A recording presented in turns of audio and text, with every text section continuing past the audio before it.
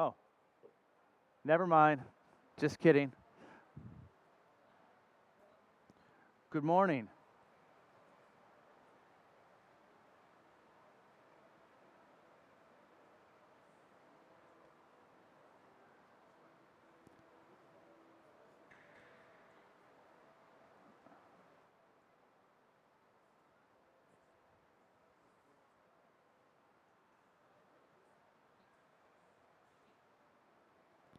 Good morning. There we go. That's perfect. On behalf of the United Arab Emirates, on behalf of Masdar City, and on behalf of the Global Parliament of Mayors, I am honored and delighted to be able to talk today with three distinguished mayors. We're going to talk about the role that cities have to play in sustainability, some of the challenges that they go through, and some of the accomplishments that they've had in their cities. We're also fortunate enough to be honored by having mayors from around the world, which will test my pronunciation of all of their names and cities. And then at the end, we have a few other distinguished guests who will say a few words. I am the moderator. I'm Steve Severns. I've been working for Masdar City for the past 13 years and have seen what we've been able to do in terms of developing a greenfield sustainable city in a very difficult climate. And that's one of the reasons why we're here today, is to talk about the challenges of both greenfield and brownfield development. So I'm delighted to have that. I'm also in charge of keeping us on schedule.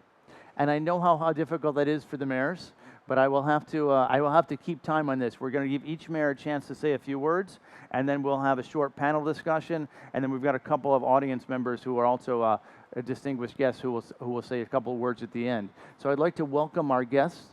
First is Mayor Dijksma from Utrecht in the Netherlands. We have Mayor Low from Banjul in the Gambia, and we have Mayor Arahu from Quelimane in Mozambique. And I think I got all those. And I'd like to ask Mayor Low to say a few words on her behalf as the vice chairman of the Global Parliament of Mayors, who we're doing this panel together with. Good morning to all of you. I am Mayor Low, the mayor of Banjul, the Gambia, and indeed the vice chair of the Global Parliament of Mayors and the president of Rafela. Rafela is the network of the locally elected women. I want to welcome everybody, and first and foremost, on behalf of my chair, Mayor Kotz of Mannheim, I sincerely want to thank the United Arab Emirates for this platform. Steph? Thank you, and we appreciate that. Now I'd like to give the floor to Mayor Dijksma, who not only is the mayor of Utrecht, but was previously the environmental minister for the Netherlands and was very active in negotiating the COP agreement in Paris. So I think she's going to talk a little bit about the cooperation between the national governments and the cities and what we need to do to get to that carbon neutrality by 2050, which is a goal we've all coalesced around, and I think all the countries on the panel here have signed up for. Yes, good morning to all of you. I'm not only the mayor of Utrecht, but at this moment also the special envoy on behalf of ICLE and LGMA towards this COP, and it's all about multi-level cooperation. So they have been asking me to do this in order to get the position of cities much more at the podium where it should be, actually. And this is because we see, not only in my own country, in the Netherlands, but also worldwide, that if you really want to commit to mitigation, for instance, and also adaptation, you need the cities. You cannot do it without them, because a lot of things that have to be done, whether it's about sustainable mobility or the energy transition, has to take place in the cities. At this moment, almost 70% of all pollution also takes place in cities. So if you want to have a game changer, so to say, and I think that we desperately need that, then you need to cooperate between both national governments and also cities, and I would say private sector and academics also. So this is what we do in the Netherlands. In the previous governmental period, the Dutch government made an initiative in organizing a kind of climate pact, actually with all stakeholders, including the municipalities. But at that time, that was before Glasgow, before the previous COP, we still had a lack of funding from the national government to the cities in order to really do what has to be done. And that was a big gap. It was about 700 million euro. So we managed actually in the last year to close the gap. And I'm very happy with that. And now we cooperate. My minister is also here at COP, the Minister for Climate Policy, but a lot of other ministers from the Dutch government are here. So we closely cooperate in that way that they actually make the policy for the country, and we do the implementation, but we also intervene on how the implementation should take place. So this cooperation is really necessary, not only within my country, but I would say for all countries, and especially in the global south. What we do see is that a lot of cities need access to finance, need access to expertise. They are booming, so many people come to the cities, and we still have the opportunity to do the right thing. But at this moment, and then I close my first statement, we do not have a formal position within the UNFCCC framework to really discuss with national governments, with the international family, on how we should proceed with the implementation. And tomorrow there will be a ministerial between ministers and mayors, a high-level meeting, and we try to get this on the agenda and also in the formal conclusions of this COP. Thank you so much. I mean, I think what you laid out for us is that while the national governments can set the agenda and sign up for the targets, it's the cities that have to deal with the impact. And yesterday, we passed 8 billion people. I didn't notice the difference, but we passed 8 billion people. It is true. And a lot of those people are in the global south, as you talked about. And the mayors of those cities are going to have to deal with the influx of people as well as mitigating climate change. And that's why I'd like to turn next to Mayor Araujo and talk. He's going to talk about two specific things that he's doing in his city around food security, but also around bicycle infrastructure. Thank you very much. It's indeed a great honor and a privilege for me not only to be at this distinguished panel, but also to be among two very brilliant mayors, Mayor Sharon and my sister from Banjul, Mayor Lord. Quelimane is an intermediate city with about 400,000 inhabitants, and is the capital of one of the 10 Mozambican provinces with about 6 million people. And actually, its geographic location is quite challenging because we are at the end of a river on an estuary and also in the banks of another river, which makes it very, very vulnerable. Actually, it's one of the most vulnerable cities, not only in Mozambique, according to the IPCC data, but also in Africa and in the world. So every year, we suffer more than between 2 to 3 extreme events, like cyclones, floods, and so on. So because of our geographical situation, it prompts us and it puts us challenges that we need to respond. And one of the challenges we had was flooding, because as I mentioned, due to our location, we are a coastal city, so we suffer the effects of flooding, not only from the rain, but also from the sea rise. And sometimes these two phenomena happen at the same time, making it very, very challenging. So because of that, it creates several challenges to us, and one of them was to do with sanitation on one side, and the other one was with nutrition. Because like in my province, 55% of the children, unfortunately, they are malnourished. So we had this challenge, and I was thinking with my team, how are we going to tackle these problems? That's when we came up with a project whereby we used to transform waste, specifically food waste, into compost. So by transforming food waste into compost, we solved with one stone two problems. One, the sanitation problems, and the second, the nutrition problem. Because we didn't have, when we started processing the food waste into compost, we diminished the number or the quantity of waste that had to be thrown away, thus avoiding polluting the environment.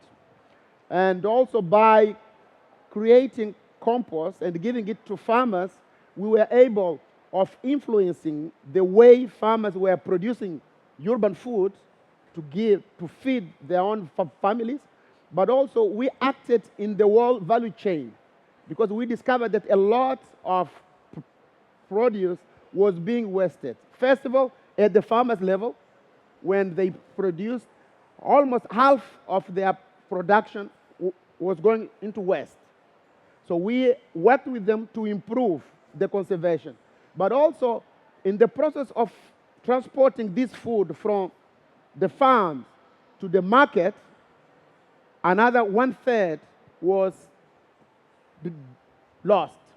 And during the process of selling it, therefore, at the market level, there was also waste. So we came up with a whole strategy to deal with food waste from the production side into the transportation side, but also into the market. So we worked with them. We taught the farmers new techniques, not only to improve their production techniques, but also to increase the productivity by using the compost there. Second, we worked at the end of the value chain, which was to train those vendors at the market on the best way to conserve their food. And lastly, we also worked with the buyers of the food on the best way to mix the food as a way to maximize the nutrition output. So by doing that, we acted on the whole value chain, including transport. And actually, 2 weeks ago, we won an award from the Milan Urban Police Pact at their annual meeting in Rio de Janeiro for this practice. What we are looking now is to scale up the experience we have, but also to share with other cities, not only in Mozambique, in Africa, and worldwide. Just to go to the mobility challenge. And quickly, I've got to keep you in line. Very quickly. When I contested elections for the first time in 2011, those cycling in my city were seen as third-class citizens, as the poor, those who could not buy cars. So there was a kind of a stigma toward them. So I decided to run on that platform. I decided not to use any carbonized mean of transport. So I was using bicycle as a mean of campaigning. And at the beginning, everybody laughed at me. They were like, I mean, how can you dream to win an election when you are biking? And I managed to do that. And from that side, it changed. We changed the perception about cycling. Today, I cycle from my office to home and from home to office. And those who are seen as third-class citizens, they are today called the sons of the mayor. It gave us status. And like the police, my city is the capital of biking in Mozambique. We have about 5,000 to 6,000 bicycles in my city. You can imagine, at that time, we had no one single traffic light in my city. So there were accidents every day, almost every hour. And the attitude of the police was that it's the cyclist's fault because in the first place, roads were built for cars, not for bicycles. And so we had to change. I had to work with the municipal police to change their perception. Because to me, if we want a democratic society, it has to do with numbers. And we did a study where most people in my city, they walk.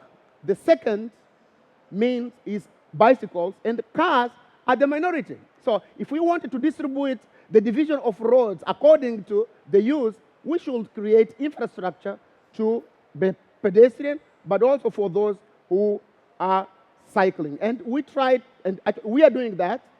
We inaugurated on the 21st of August this year the first cycle line, not only in my city, but in Mozambique. For the first time in Mozambique, we have got a cycle line. For most of you, you may laugh at it, but it took me a lot of effort because we had to win so many interest groups, like because those who drive cars, normally they are the most powerful, the more affluent, and with most power. So I had to confront them in the process of building cycle lines because they were saying, look, you are taking roads out of cars to give to the cyclists. Why are you doing that? And slowly we managed to do it, but it was really like a fight against Mayor those Raho, who have power and so on. you know why I'm smiling? Because we're doing the same thing in Abu Dhabi. Oh, And if you think people walking and biking don't have power in Kolamane, they don't in Abu Dhabi even more. We are a car, but we all should aspire to be more like the Netherlands, more like the Dutch in this instance, where they really bike. So we need to learn from the mayor then. How did they manage to win over? Yeah, So but it's great to hear. I do want to give a few minutes to Mayor Lowe here, particularly to talk about some of the initiatives she's done around women in sustainability and her foundation with the Rohi Malik Lowe Women and Girls Empowerment Initiative and what she's doing there. Thank you very much once again, Steph. And I want to urge everybody to join us at the Global Parliament of Mayors, where mayors network and learn a lot on how to mitigate problems on the local level. As I said, I came from a city with about 30,000. The population is about less than 30,000. But we have over 400,000 coming in and out of the city because the city is a port city that says a commercial city and also a tourist city. But I am here today to talk about the leadership of female mayors. As female mayors in Africa, let me take it in the context of Africa, it is really, really very difficult. Difficult in the sense that everybody will agree that mayors are on top of things. But how are the female mayors feeling in Africa? And a continent where women are so undervalued, where women are only meant to be in the kitchen, where women are not given the value that they deserved. It's definitely very, very difficult. As a mayor in Banjul, when I came into office, it was very, very tough in the sense that I am the first female mayor in the Gambia. So starting from the campaign, this is where the stereotyping and the bullying came. And the signal was, get out of the political arena, you belong to the house. But thank God, the female population in the Gambia believed in me and voted me in office. But in the office again, it comes. Because still, men don't want to accept that a female mayor can move things in the capital.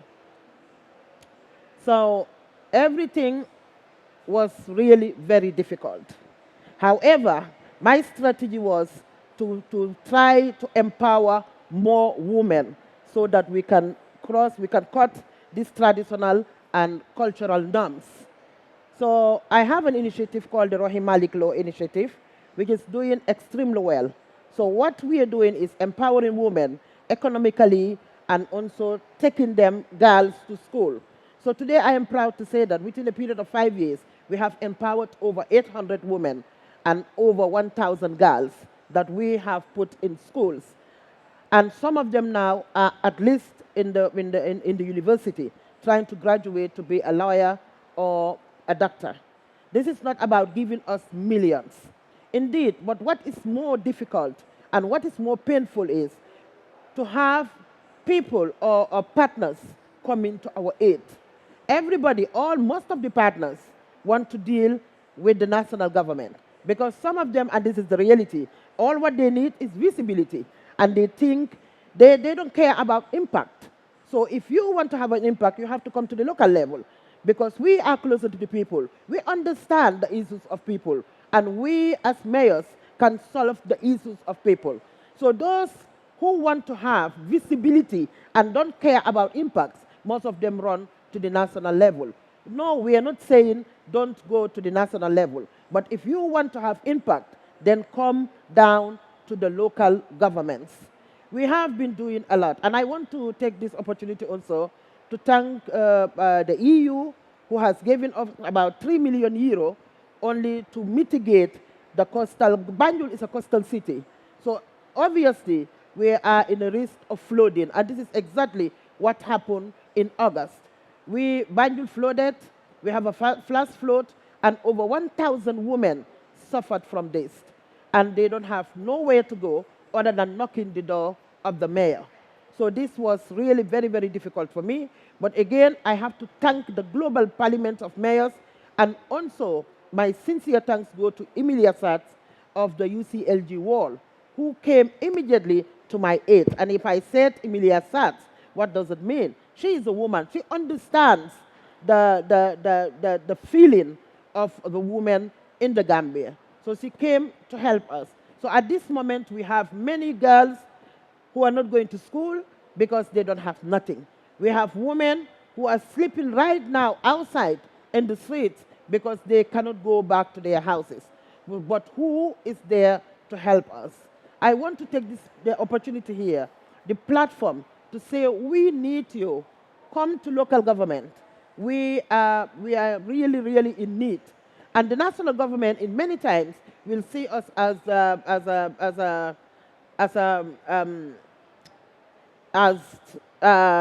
not a partner, because they are the one who is supposed to do the budgeting, for example.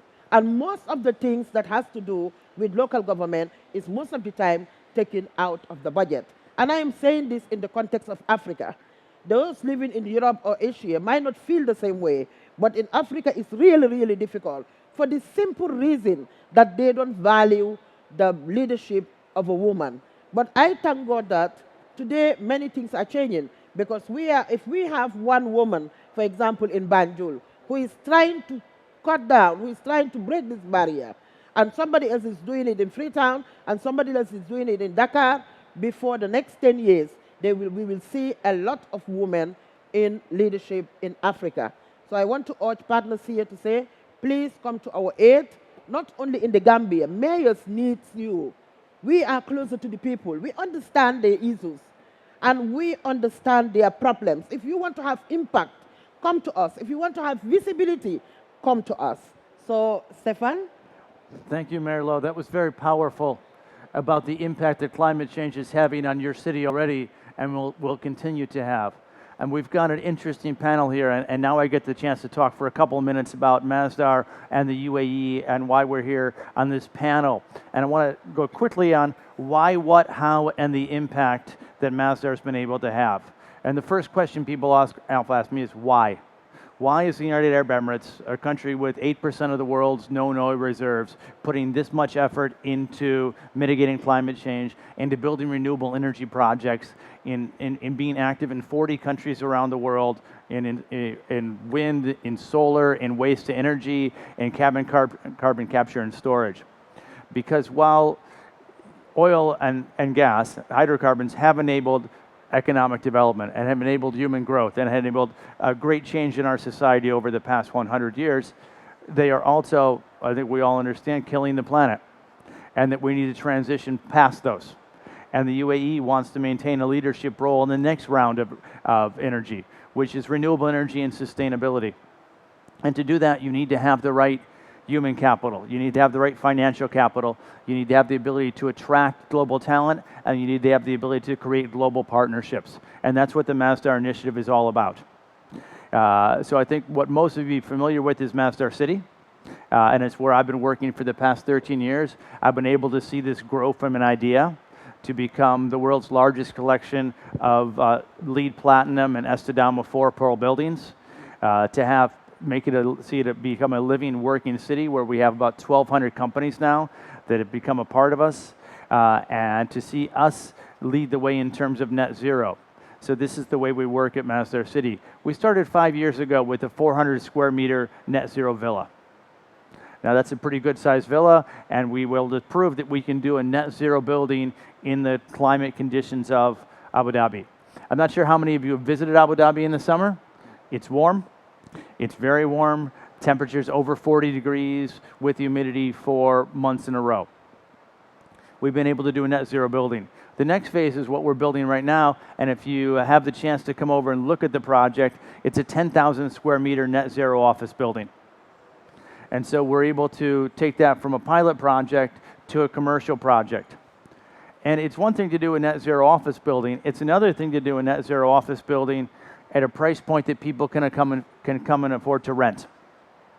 Because while we're at an environmental conference, we have a long way to go, I think, globally, in terms of changing the culture around how people think about sustainability. Because I often ask a question, you know, how many of you live in a house or an apartment? And generally the answer is yes. How many of you, before you bought or rented that house, asked about the sustainability criteria of the apartment? Did you say, if I live in this apartment, do I have an efficient heating system, efficient air conditioning system? Will I have this? Now, if you're in the Netherlands, that might be a question you would ask. Because I appreciate what the Scandinavian countries, and I'll throw the Netherlands up there, but the Northern European countries have done in installing a culture of sustainability, a culture of bike riding, a culture of using less. So I think the rest of us, including both my home country, the United States, and the United Arab Emirates, have a long way to go in terms of that culture of sustainability. And so we need to be able to do this in a way that people can afford to rent, that it won't cost more money. So we need to be able to take the costs out of sustainability. How do we do a net zero building? How do we reduce that cost of sustainability? And we do it by creating a blank piece of paper and thinking with everything we do, how do we make a more sustainable environment? How do we use the architecture and the master planning to adapt to the environment that we're in, not just heating and air conditioning systems to overcome it? Because often you'll see the same buildings being built in Abu Dhabi, in New York City, in Italy, in Africa, and we'll just use varying levels of air conditioning. But we wanted to look at the master plan and say, if you were to do this city, how would you do it if you had no air conditioning? You'd have narrow streets, buildings that shade each other. You'd shift the entire master plan to catch the prevailing winds. So everything we've done at Masdar is about reducing consumption, creating a sustainable environment for people to live in without increasing their costs. And that's when, and what is the impact finally? I think if you look at where we are here with the UAE Pavilion, and we're very excited about COP28 coming to the UAE next year. I hope that all of you will be back to come and visit Masdar City. That's part of the impact. The other impact is what we're doing globally in terms of renewable energy. We have set world record pricing multiple times. I think one of the great accomplishments that we've had globally, and I think we can all say this is one thing we've solved, and there's probably only one thing we've solved in terms of our getting to net zero, and that's the cost of renewable energy. In the 13 years that I've been at Masdar, we've gone from renewable energy to being the most expensive energy on earth. And so when we put a 10 megawatt plant in the ground at Masdar City, that was very expensive. We used to talk about getting to grid parity, meaning we could produce renewable energy to about 20 to 25 US cents in Europe. We're now doing 2 gigawatts at 1.35 cents. Solar energy and wind energy have become the cheapest energy on earth, and Masdar has played a big role in that, both locally but also in the region. We have abundant sun, and we have a lot of land. And so solar is able to be done very cost effectively, but it's also a demonstration of what happens when you put a stake in the ground and you say, we're going to move on this, we're going to make that commitment. And I think that's the impact that the UAE has had, especially through Masdar, through the Masdar initiative, but with other initiatives as well too. And you can see the change regionally, and you can see the change globally. So I want to shift back to the mayors a bit. Thank you for letting me talk about Masdar City for a few minutes. It's a passion of mine. It's a profession, but it's also a passion, and it's been my privilege to be there for the past 13 years. But also it's my privilege to be able to talk to mayors like this. Can we talk a bit about, I would like to give each one of you the chance to say, what is the number one climate issue you're facing, and what are you doing as mayors? Because I think several of you talked about, we work with the people. You're dealing with the needs that people have in their lives. If you're dealing with people that, don't have transportation or don't have housing because of flooding, if you're dealing with 55% of your children are malnourished, it's very difficult to talk about climate change to them. But their lives are going to be impacted, whether they, unfortunately, more than others. So can we talk, and we'll go back to Mayor Dijksma to talk about what you view as your number one climate change issue and how you're dealing with that at the city level. Well, I think that in your words already you stated that what is now lacking behind is a social agenda cooperating with the climate agenda. So what we definitely need, not only I think in the global south, but also in Europe or in the US, is two things. First of all, the citizens have to really support this agenda. So, and what we see is that especially the most vulnerable people, also in my city, are not the first ones who are having the benefits of the, for instance, the energy transition. So what a government should do is really to have its policy on this group. So in Utrecht, what we are doing now with the energy transition, because I think that is our biggest challenge, because we already are a very sustainable city when it comes to mobility. Almost everybody, not only the mayor, is biking around. We have a lot of pedestrians in our streets. Sometimes cars are not even welcome anymore, or cars are guests. So we definitely have that on track, I would say. But with the energy transition, there's still a lot of work needs to be done. And what we now are doing is having a program in which we try to get rid of gas. For some European countries, that even is a transition mode, right? And because they're still on coal. But we want to get rid of gas and have people on renewables. So what we do is to have those houses of the corporations, of those people who have the lowest incomes, to deliver first there. So what we are doing is that we renovate their houses. We give them a new energy system. They need to cook not on gas anymore, but on induction. So they get even the pans which are necessary for this system from the municipality. And in this way, we try to show and win the hearts and minds of our citizens when it comes to the necessity of the energy transition. And we definitely choose to let them benefit first, because I can afford solar panels on my rooftop myself. I do not need government support. And many people in my city do this also, because we are the city in the Netherlands with the most solar panels on the rooftops.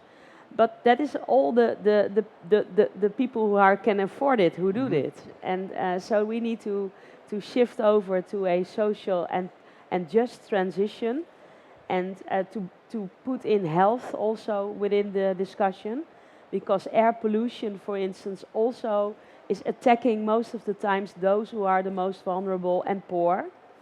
So I hope that if you would have a different discussion on climate, and not only a discussion for the green church, so to say, for the believers, but if you would really reach out to those people who are afraid of this transition and show them how it can help them, then I think that you will gain much more public support. And this is at the end of the day what we need, because we also see that many people and some politicians worldwide are opposing this agenda. And if they get it their way, then yeah, I think that for future generations, it will be a heavy burden to deal with. Thank you for that. I appreciate the Green Church, because we are here in the Green Church. Yes. And this is the greenest of the green churches. We are believers, but the need to actually go out and work with the people who are most vulnerable and say, okay, how do we help you understand that sustainability is something that climate change is going to affect you most, and that we need to bring you in to the green church. If you would have one more remark, if you would take the world map right now and look where all the wars are, where people are fleeing from their countries, and if you would at the same time make an impact map on where climate change hits the hardest, then you will see a remarkable resemblance between those areas. So this is why I think that it's so necessary that we combine these issues much more than we do at the moment. Thank you. And I'd like to give it a chance for Mayor Lowe to have a word about that same topic, because when we were talking earlier, you talked about the impact, especially, and you're very passionate about how this impacts women, and what you're doing there in your community. Yeah, Steph, as I said at the beginning, my city is a port city, and a tourist city. When I said port city, what comes in mind is pollution, and a population, a youthful population, a population of youths and women, a population that are not aware of the effect of climate change. They don't understand how much climate change can make a damage in the city. My city, as I said, is a coastal city. We have flooding before. So what is needed now, before anything, is the advocacy for people to understand the impact of climate change. Climate change is doing a lot of damage in my city, but because there is no political will, politicians don't want to talk about it. It is more important to have money from the port than to save lives from climate change. So people don't understand the impact of climate change. And most of the people living in the city are women and youth. Some of them, 70% of them, are not educated. So they will not understand the issues that the mayor is telling them, how climate change is impacting the city. So now, the problem is, everybody knows advocacy is expensive. So where are the climate champions? If you, as the mayor, did not have any help from the climate champions to come and say, okay, mayor, we are coming to do this with you. Of course, we are doing the little we can. We are planting trees.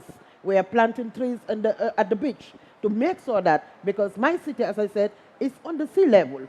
So very soon, in the next 40 years, there will be no Banjul. This is the reality. There will be no Banjul. And then this will be the time when the climate champion will start getting into Banjul and say, we want to help, then it is already late. So I am saying, come to us. We need you. This is the time we need you. We cannot do it alone at the local level. I have my population, as I said, people, most of them are not educated, and they don't understand the issues of climate change. So please, if you are a climate champion, we need you in Banjul, the Gambia, Banjul. We need you there, at least, not for anything, but to come and champion with us the climate issues, so that my population will understand that the climate issues is reality. This is what I want. Thank you. Well done. Thank you, Mayor Lowe, for that obviously heartfelt but necessary message to the rest of us. I'm going to give the last word here to Mayor Rahu. I could spend the next hour just talking about these issues with these three mayors here. Unfortunately, they tell me I'm supposed to keep us on time. But why don't we just give a last bit about what you're doing with the people of your community to take on your biggest climate change issues? Well, as I mentioned before, one of the biggest climate change issues that we face has to do with flooding. So what we did, first of all, was to come up with a project to educate the citizens of my city about the importance of mangroves, what in the climate change parole is called nature-based solutions. So the first line of defense against erosion to my city are the mangroves. Then come the cement infrastructure. But mangroves are the first line of defense. But what happens, because people are poor, they cut the mangroves. They cut the mangroves for two main reasons. One, for cooking. They use the mangrove tree either to make charcoal or just to use for their cooking. The second reason why they cut the mangroves is to build their own houses. They use the wood to build houses. So when I went there and started advocating about the importance of the mangroves, most of my citizens, they said, Mayor, we understand the mangroves are important, but we are a bit worried with you because we thought that you will be more worried about our level of poverty rather than mangroves. And their question was very simple. One of them asked me, Mayor, do mangroves vote? So the question here was to choose between mangroves and the livelihood of my citizens. Of course, for any politician, this is a very tricky question because mangroves indeed don't vote. But I had to prove them that mangroves do vote. How did I do it? Actually, 6% of the citizens of my city, they get their livelihood and their income from the fishing industry. I had to explain to them the importance of mangroves in biodiversity because most fish and crustaceans, they reproduce themselves in the mangroves. So if we cut the mangroves, they will not reproduce there. And then we will have less fish. If we have less fish, they will get unemployed. If they get unemployed, they will not get money to sustain themselves. So I made the link between mangroves and their well-being. So by protecting mangroves, actually, I was caring about them. So it is not either mangroves or our livelihood. It's our livelihood by protecting mangroves. But of course, they came back. They're like, okay, we understand now the importance of mangroves. But how are we going to cook? If I stop cutting the mangroves, I will not eat. If I stop cutting mangroves, I will not have a house. I will sleep under the bridge. So the issue here became, what are the alternatives? It's not enough to convince our citizens about climate change. We need to come up with solutions, with alternatives.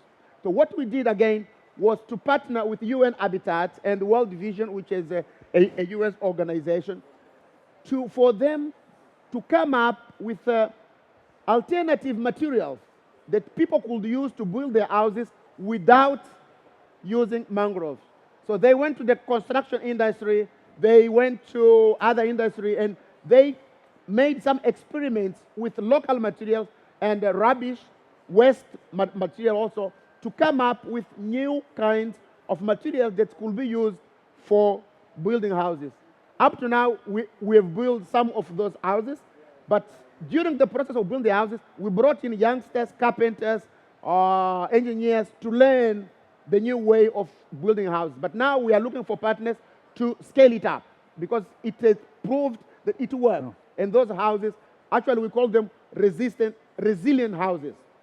And the second point was about how to cook. How could they cook without cutting the mangroves? Again, we went to the West.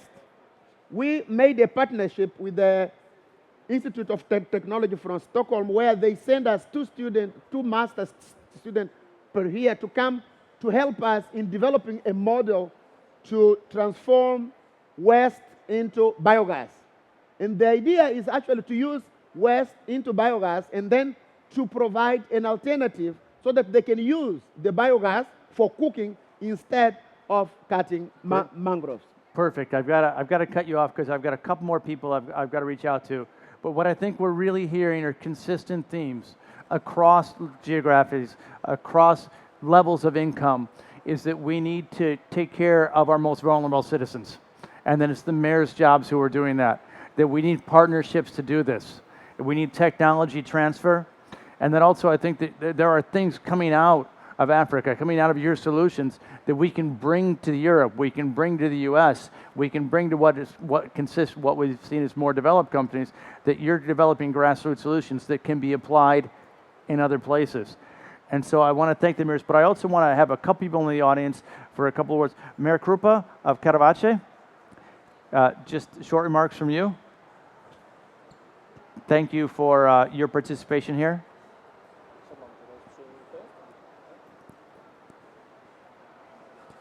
From this place, yes?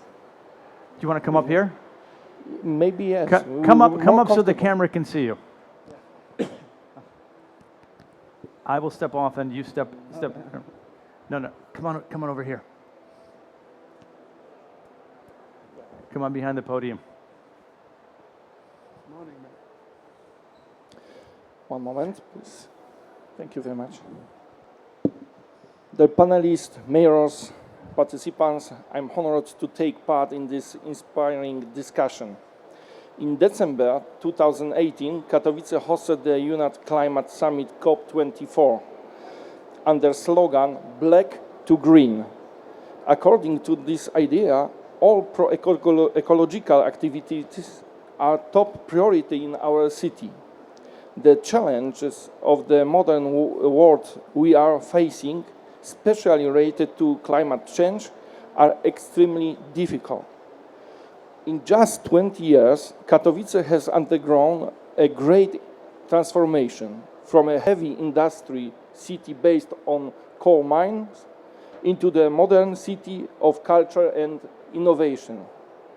We are developing ecological and educational programs, but still the air pollution is the biggest problem. Fighting for clean air, we are developing public transport, which transfer centers, building bicycle roads, and buying hybrid and electric buses. In recent years, we have spent over $105 million to combat low emissions, but it's not enough. We are open to new ideas and appreciate and support initiatives of our citizens, as we know the environment is very important. We have been running the Green Budget program for 3 years now, where our citizens can present new green ideas and propose their solutions. In 3 editions, residents have had $2 million at their disposal. Next year, we are going to run 96 green projects initiated by our citizens for nearly $600,000, and we desperately need much more money to continue and develop such projects. We cooperate with universities because we recognize, explore the scientific potential, and which businesses who are ecological friendly and have a clear vision for the green future. We are also actively supporting young talents. Katowice has been running a competition for local startups presenting innovative ideas for 2 years now.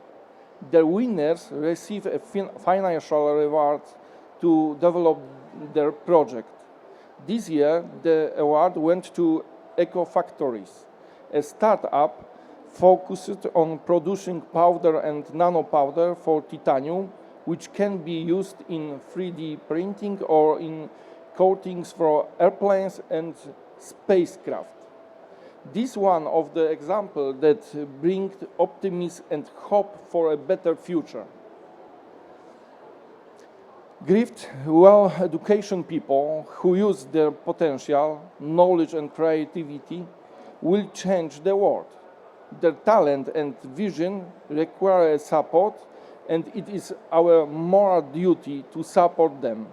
Thank you very much for attention. Thank you, Mayor Krupa. And I understand that Mayor Dijksma needs to step out right now. I've got just one more quick one from the CEO of the African American Mayors Association, with over 500 mayors in America, including 3 of the 4 largest cities. And so I'd like to give mic to Phyllis Dickerson, and then we'll wrap up quickly. Thank you, Stephen. So on behalf of the mayors from the U.S., as you know, the top 4 cities around the U.S., 3 of them are represented by African American mayors. One of our biggest problems is affordable housing. So an example in New York, in Brooklyn, they are doing what we call public housing in a different way.